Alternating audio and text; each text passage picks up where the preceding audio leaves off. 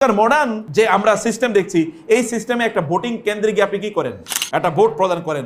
ওইখানে এক ধরনের বায়াতের সিস্টেম ছিল, এখানে গিয়ে আপনি একটা ব্যালট বক্সে দেন। এই ভোটিং সিস্টেমে কোনো প্রবলেম নাই, মূল প্রবলেমটা হলো ডেমোক্রেসিতে।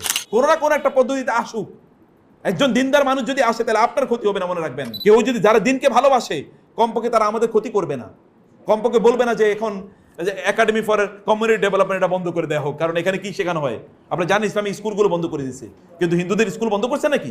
লোকজনকে ধরে নিয়ে তাদের কি পরিমাণ জেল জুলম করছে, আর অন্যান্যদের যাদেরকে হত্যা করেছে, ফাঁসি দেওয়া হয়েছে, এই লোকদের অপরাধ কি ছিল? আপনি বলেন তো, আয়নাগর থেকে একটা হিন্দু বাইরে হচ্ছে কিনা বলেন তো? একটা খ্রিস্টান বাইরে হয়েছে? একটা হিন্দু বাইরে, একটা খ্রিস্টান বাইরে নাই। আমরা জানি গণতন্ত্র হারাম, কিন্তু ইসলামী দলকে ক্ষমতায় আনার জন্য ভোট দেওয়া জায়েজ হবে কিনা, আপনার রাষ্ট্র কারা পরিচালনা করবে, এটা তো আপনার নির্ধারণ করে দেওয়ার দায়িত্ব আছে। আপনার রাষ্ট্র কারা পরিচালনা করবে? সাহাবায়ে কেরামদের যুগে কি হয়েছে? সাহাবায়ে কেরামদের যুগে বায়াত নেওয়া হতো। আবু বকরের কাছে বায়াত করেছেন, ওমরের কাছে বায়াত করেছেন, আবু বকরের কাছে বায়াত করেছেন ওমর রাদিয়াল্লাহু তাআলা আনহু। তিনি একটা কমিটি গঠন করে দিলেন, ওমরের পরে কারা খলিফা হবে করে দিয়েছেন না? ইতিহাস পড়েন, 6 জনের কমিটি। সেখানে আব্দুর রহমান ইবনে আউফ রাদিয়াল্লাহু তাআলা, তালহা, জুবায়ের, এই যে 3 জন, এরপরে ওসমান এবং আলী, এরকম 5 জনকে দিয়ে সেখানে 6 জনকে সেখানে কমিটি গঠন করা হলো। এই 6 জনের দায়িত্ব ছিল পরবর্তী খলিফা নির্ধারণ করা। এরা মানুষের কাছে গিয়েছেন, জিজ্ঞেস করেছেন, অধিকাংশ ভোট দিয়েছে কার পক্ষে? ভোট মানে এখনকার অর্থে বলছি আর কি। অধিকাংশ বললো যে আমরা ওসমানকে চাই। এর মধ্যে একটু কম সংখ্যক বললো কাকে চাই? আলীকে চাই। এ কারণে ওই কমিটি ঘোষণা করলো এখন ওসমান হবে, এরপরে কে হবে? আলী রাদিয়াল্লাহু তাআলা আনহু খেলাফতের দায়িত্ব নেবেন। এরকমই ছিল। অথবা এখানে একটা অপিনিয়ন দেওয়ার তো সুযোগ আছে। এখনকার মডার্ন যে আমরা সিস্টেম দেখছি, এই সিস্টেমে একটা ভোটিং কেন্দ্রে গিয়ে আপনি কি করেন, একটা ভোট প্রদান করেন। ওইখানে এক ধরনের বায়াতের সিস্টেম ছিল, এখানে গিয়ে আপনি একটা ব্যালট বক্সে দেন। এইখানে এই ভোটিং সিস্টেমে কোনো প্রবলেম নাই, মূল প্রবলেমটা হলো ডেমোক্রেসিতে। মূল প্রবলেমটা কোথায়? ডেমোক্রেসিতে প্রবলেমটা কেটে বুঝতে হবে। ডেমোক্রেসিতে প্রবলেম হলো চোর বাটপার। ডেমোক্রেসির মাধ্যমে কি হতে পারে? এমপি, পার্লামেন্টারিয়ান হয়ে যেতে পারে। চোর বাটপার, নায়িকা, গায়িকা, মদখোর, গাঁজাখোর, এগুলো হয়ে যেতে পারে, পারে না? এবং তাই হয়েছে। গায়িকা, নর্তকীরা কি আমাদের আইন তৈরি করে নাই? নর্তকীদের পেছনে প্রত্যেকটা আপনার পার্লামেন্টারিয়ান সেশনে লক্ষ লক্ষ টাকা খরচ হয় নাই? এ টাকা কারা দিয়েছে? আমি দিয়েছি, আপনি দিয়েছেন। কোনো না কোনো ভাবে জুলুম করে আমাদের কাছ থেকে টাকা নেওয়া হয়েছে।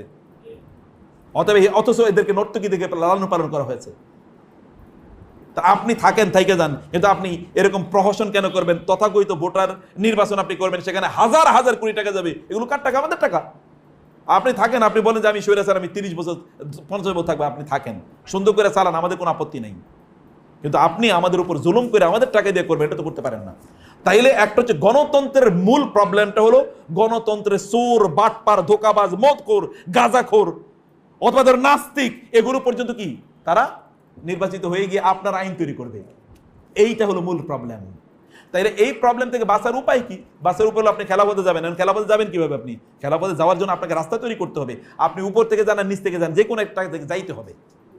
নিচ থেকে আপনি তাওহীদের প্রচার করেন, সবাই তাওহীদবাদী হয়ে যাক, এটা একটা হোক। যদি সেটা না হয়, অথবা এটাও আমরা করতে থাকি, যারা উপর থেকে করে তাদেরও বিরোধিতা করার দরকার নেই, করুক ওরা।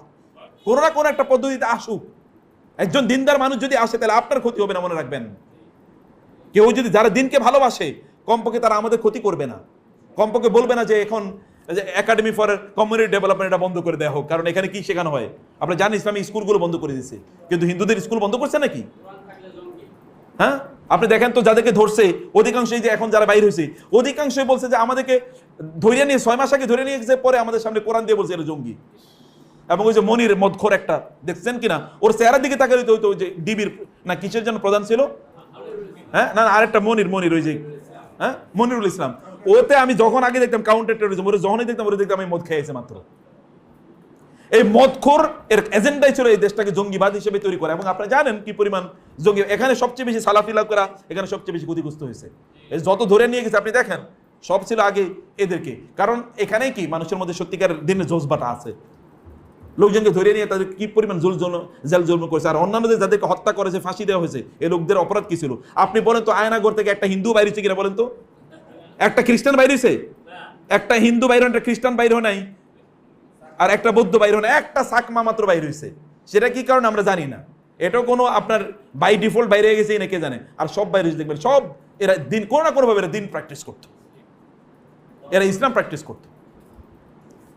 তাইলে আমাদের এখন এমন কিছু লোক ওইখানে নিয়ে যাওয়া দরকার, যে লোকগুলো কমপক্ষে ওইখানে দাঁড়িয়ে বলবে নো, এখানে কোনো অবস্থায় কি করা যাবে না, মূর্তি তৈরি করা যাবে না, এখানে কোনো অবস্থায় শিরক বেদাত অথবা কুফর এগুলোর আপনারা যদি মাদ্রাসার বইগুলো দেখেন, আমি তো আমার বাচ্চা তো মাদ্রাসায় পড়ে, মাদ্রাসার বইগুলো ওইগুলো শুরুই হয়েছে আপনার দিয়ে সুফিবাদ দিয়ে এবং ওই যে মূর্তি পূজা দিয়ে, কবর পূজা দিয়ে, মাজার পূজা দিয়ে শুরু হয়েছে আলোচনা।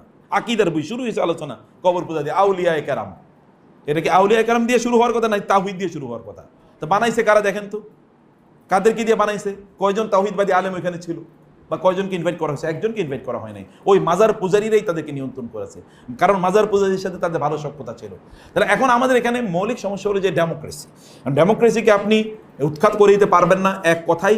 আর আপনি যদি চুপ করে থাকেন তাহলে আবার নর্তকীরা কি হবে, পার্লামেন্ট তারা রাষ্ট্র পরিচালনা করবে আপনার টাকা দিয়ে। আপনি হয়তো মনে করেন আমি কিচ্ছু করি না, আসলে আপনি কিছু করেন না, আপনার টাকা দিয়েও আপনার বিরুদ্ধে আইন বানাইতেছে। তাহলে কিছু লোক যাক যারা আপনার পক্ষে কথা বলবে। আপনি সালাফি আলেমরা কি মিশরে করে নাই, নির্বাচন করে নাই? সালাফি আলেমরা মিশর নির্বাচন করেছে। প্রত্যেকটা জায়গার কনটেক্সট আলাদা, সব জায়গাকে সৌদি আরবের সাথে মেলানোর দরকার নাই। সব জায়গায় ওইখানকার মতো না, ওইখানে শরিয়া শাসন আছে, এখানে কিছুই নাই। ওখানে শরিয়া শাসন আছে, এখানে কিছুই নাই। ওখানে শরিয়া কোর্ট আছে, এখানে কিছুই নাই, তাই না? অতএব এখানে সব জায়গায় মেলানোর দরকার নাই। আমাদেরকে যেটা করতে হবে তা হলো, যেখানে যদি কোথাও নির্বাচন হয় তাহলে আমার অপিনিয়নটা আমি দিয়ে রাখবো। যদি এখানে 2, 3, 4, 5 জন লোক আছে, এর মধ্যে একজন আছে যিনি ইসলামকে